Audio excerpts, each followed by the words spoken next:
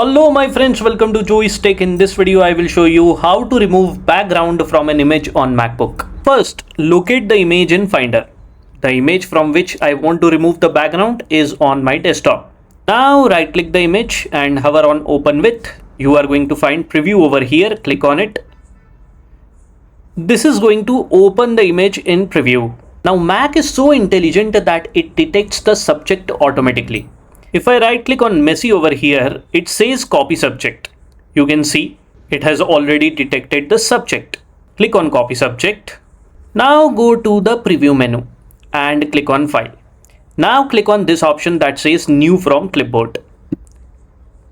Once you click on it, you will find your subject copied to a different image. Now you save it. Let me save it using messy no background. I hit save and there you go, the image is saved.